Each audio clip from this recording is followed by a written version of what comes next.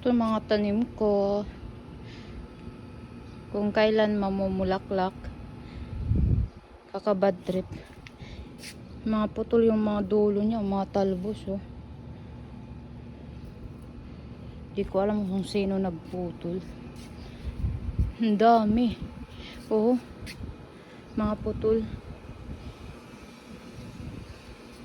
Ito pa. Oh. Putol. Mga dulo. Ba't ganon? Ba't mga naputol? Namumulaklak pa naman na sila. Ito rin. Muntik na. Yan o. Mabubuhay pa kaya mga ganyan. Naputol na yung ano. Yung talbos niya. Yung dulo. Ano. Kung kailan gagapang na oh. Ang tataas na nila. Saka nagputulan. Hindi ko alam kung ba't naputol. Kung pinutol ng tao. O kung sino. Hindi ko alam ba't nagkaganon. Kakabad trip. Kung kailan namumulaklak na. Ayan o. Mga ano ko. Namumulaklak na. Ito sa kabila. Ganun din dito sa kabila eh. May napansin rin ako dito. Kanina pinutol din. Ayan o. Yung mga palaya ko namumulaklak na. Pero pinutol yung mga talbos. Mabubuhay pa kaya yan? Ito, mga nagbubulaklak. Meron yan dito rin pinutulan ng string beans eh. Ay, ito. Yan o, pinutol yung ano niya. Kung kailan namumulaklak yung talbos niya, yung pinakadulo. Pinagpuputol.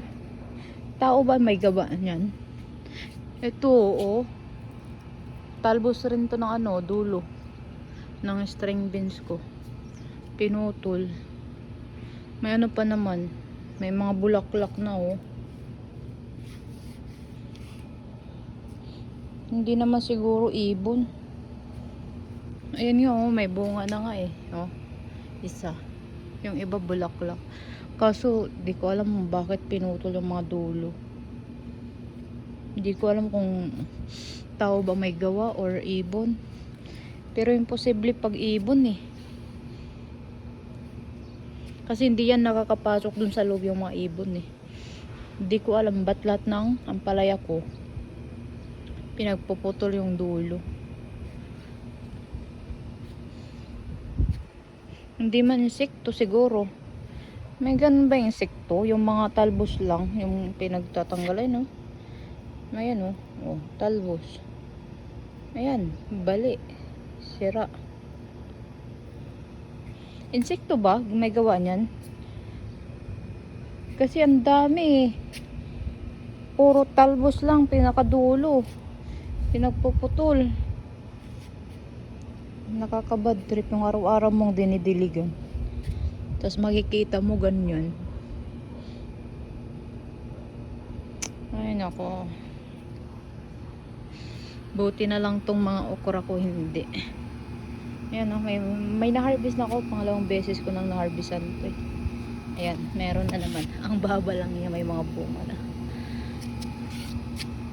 Ang bababa lang niyan. May bunga na. Ayan. Mamaya harvest ko na naman to.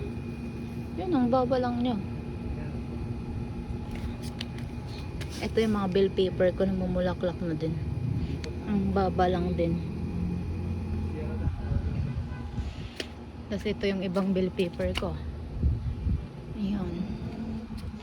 Bad trip lang talaga ako dun sa ano ko. String beans at saka ano. Ito opo ko. May bali rin ito eh. Ayan o. Sayang. Namamulaklak na din. Kukontinue pa kaya yan? Araw-araw kong dinidiligan, tapos ganito yung ginawa. Okay lang sana kung mga insect lang eh. Sana hindi tao. May gawa nun. Parang titripan yung mga ano ko eh. Yung mga gulay ko eh.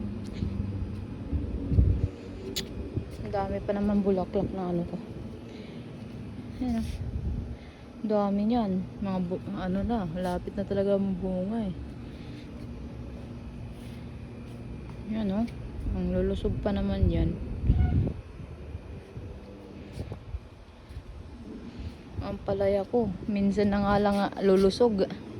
Aanuin pa. Puputulin. Ito yung ano, isang ang tawag nito, hindi naputol, hindi pinutol. Sigarilyas. Itong dalawang sigarilyas ko dito, putol talaga. Mga dulo. Mamumunga pa kaya yan? Magkukontinue pa.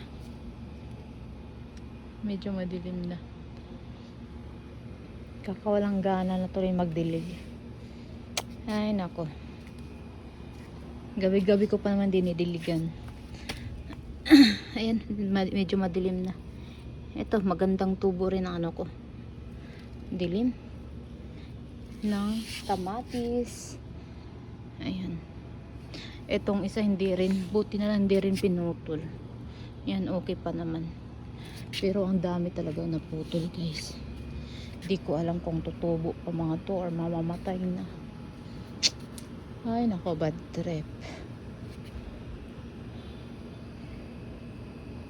Ano ba may gawa nito? Tao?